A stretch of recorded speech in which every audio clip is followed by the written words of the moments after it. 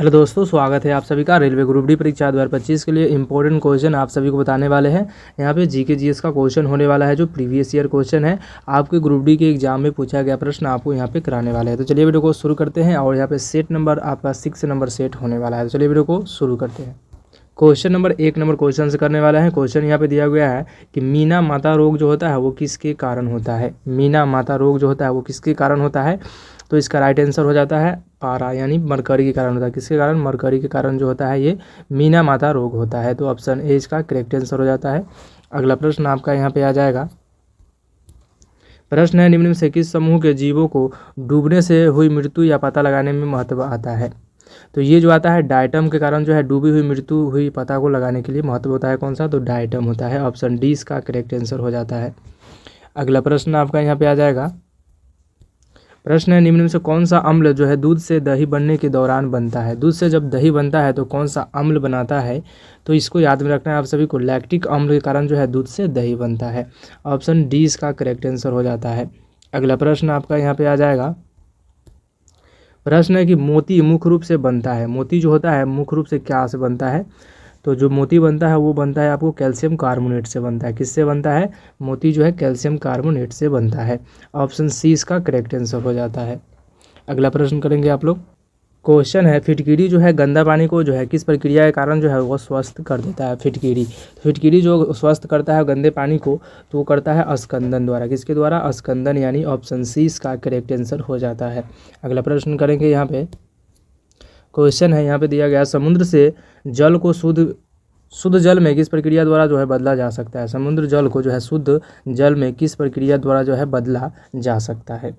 तो ये जो है उत्क्रमण या परासरण विधि से जो है वो शुद्ध जल बनाया जा सकता है। समुद्री जल को जो है वो शुद्ध जल बनाया जा सकता है। किसके द्वारा? तो उत्क्रमण या परासरण विधि द्वारा। ऑप्शन डी इसका करेक्ट आंसर हो जाता है। अगला प्रश्न आपका यहाँ पे आ जाएगा। प्रश्न है, निम्न से कौन सा क्षेत्र जो है भारत के सकल घरेलू उत्पादन के सर्वाधिक योगदान देता है। तो ये जो हो जाएंगे तृतीय क्षेत्र में आता है। किसके लिए? तृतीय क्षेत्र में जो आता है वो सकल घरेलू उत्पादन के सर्वाधिक योगदान देता है। ऑप्शन सी इसका करेक्ट आंसर हो जाता है। अगला प्रश्न करेंगे आप लोग। क्वेश्चन है, गति का द्वितीय समीकरण जो है बीच में संबंध प्रदान करता है। गति का जो है द्वितीय समीकरण जो है किसके बीच में संबंध जो है प्रदान करता है। तो ये जो प्रदान करता है स्थिति समय को प्रदान करता है। किसके समय में? स्थिति और समय के जो है प्रदान करता है गति का द्वितीय समीकरण। ऑप्शन सी इसका करेक्ट आंसर हो जाता है। अगला प्रश्न करेंगे आप लोग। क्वेश्चन है, स्टील मुक्ता एक मिश्रण है लोहा एवं किसका। यानी स्टील जो है एक मिश्रण है। किसका है? लोहा का है और किसका है? तो लोहा का है और ये कार्बन का है। किसका है? लोहा और कार्बन जो है स्टील एक मिश्रण है। किसका? लोहा और कार्बन का। ऑप्शन डी इसका करेक्ट आंसर हो जाता है। अगला प्रश्न आप लोग करेंगे यहाँ पे। प्रश्न है, आर्यभट्ट का प्रक्षेपण जो किया गया था। आर्यभट्ट का प्रक्षेपण जो किया गया था वो कब किया गया था। तो ये जो 19 अप्रैल 1975 को किया गया था। कब किया गया था? 19 अप्रैल 1975 को जो है आर्यभट्ट का प्रक्षेपण किया गया था। ऑप्शन ए इसका करेक्ट आंसर हो जाता है। अगला प्रश्न करेंगे आप लोग। प्रश्न है कि भारत में प्रोजेक्ट टाइगर का प्रारंभ जो किया गया था वो कब किया गया था। यानी टाइगर प्रोजेक्ट जो होता है टाइगर को बचाने के लिए जो कब लागू किया गया था। तो ये जो है 1973 में टाइगर प्रोजेक्ट लागू किया गया था। राजस्थान में ये लागू किया गया था रणथौड़ में।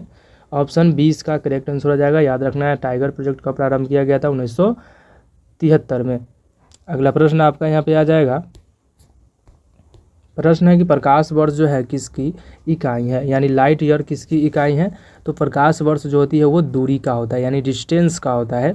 ऑप्शन 20 का करेक्ट आंसर हो जाता है। प्रकाश वर्ष जो है किसका है तो दूरी का है। सबसे पहले प्रकाश का जो वेग मापा था किसने? तो रोमर ने मापा था। किसने? रोमर। याद रखना है आप सभी को, ये भी प्रश्न आपको पूछे जाते हैं। रोमर द्वारा जो है प्रकाश का वेग मापा गया था। अगला प्रश्न आपका यहाँ पे आ जाएगा। प्रश्न है, निम्नलिखित में से कौन सा जो है पुष्प एक उभय लिंगी होती है। यानी पुष्प जो होता है एक उभय लिंगी जो होती है इनमें से कौन सी होती है।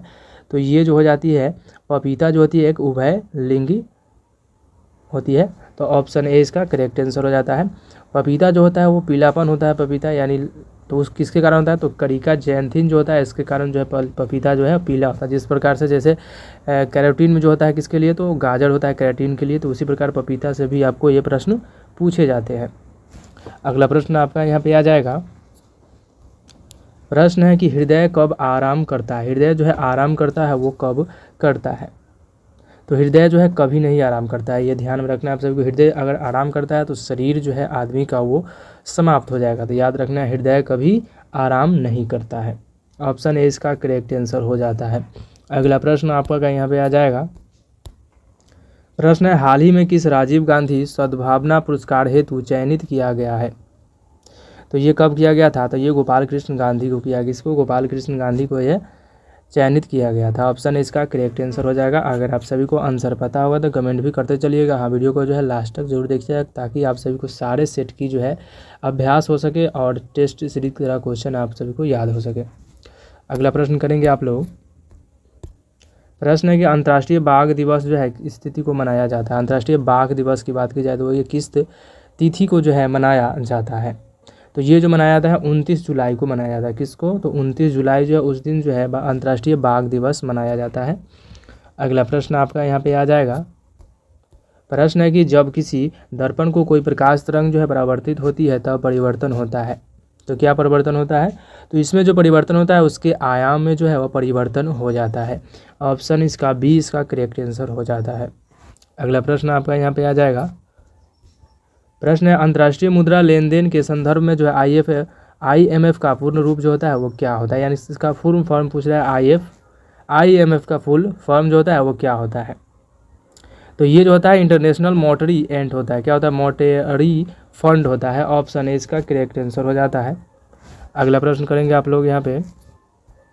प्रश्न है कि महिला विश्व T20 के 2018 का संस्करण का मेजबान जो है वो कौन होगा। यानी कौन होगा इसके 2018 का। तो ये आपको करेंट अफेयर के सवाल से पूछा गया है प्रश्न। तो ये जो हो जाएंगे ऑप्शन नंबर सी होता है वेस्ट इंडीज होता है। ऑप्शन सी इसका करेक्ट आंसर हो जाता है। अगला प्रश्न आ जाएगा यहाँ पे। क्वेश्चन है मिस इंडिया यूनिवर्स 2019 का जो है किताब किसने जीता था।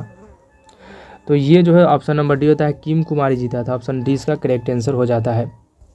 अगला प्रश्न आपका यहाँ पे आ जाएगा। प्रश्न है किस देश को राष्ट्रपति को अफ्रीका संघ का अध्यक्ष चुना गया है। तो ये जो चुना गया है मोरस्को को चुना। किसको। मिस्र को चुना गया। सॉरी मिस्र को जो है चुना गया है और राष्ट्रपति जो है अफ्रीका का संघ का अध्यक्ष चुना गया। किसको। तो मिस्र को चुना गया। तो ऑप्शन डी इसका करेक्ट आंसर हो जाता है। अगला प्रश्न करेंगे आप लोग। प्रश्न है वर्ष 2019 का जो है रणजी ट्रॉफी खिताब किस टीम से जीता है। तो ये जो हो जाएंगे ऑप्शन नंबर ए होता है विदर्भ से जीता है। किससे। विदर्भ से जीता है। तो ऑप्शन ए इसका करेक्ट आंसर हो जाता है। तो आज के लिए इतना ही। मिलते हैं नेक्स्ट सेट में। वीडियो अच्छी लगी तो वीडियो को जो है लाइक कर दीजिए और चैनल को सब्सक्राइब कर दीजिए ताकि हर वीडियो का नोटिफिकेशन आप सभी को यहाँ पे मिल सके। और यहाँ पे क्वेश्चन जो है सभी एग्जाम के लिए आप सभी को क्वेश्चन कराने वाले हैं। तो आप थोड़ा सा प्यार भी दीजिए हम लोग को। बहुत मेहनत से क्वेश्चनों को हम लोग बनाते हैं आप सभी के लिए। तो चलिए मिलते हैं नेक्स्ट वीडियो में।